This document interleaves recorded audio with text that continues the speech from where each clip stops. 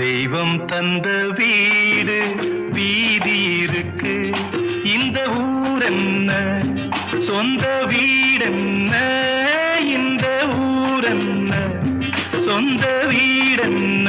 ஞான பெண்ணே வாழ்வின் பொருள் என்ன, நீ வந்த கதை என்ன, வாழ்வின் பொருள் என்ன, நீ வந்த கதை என்ன.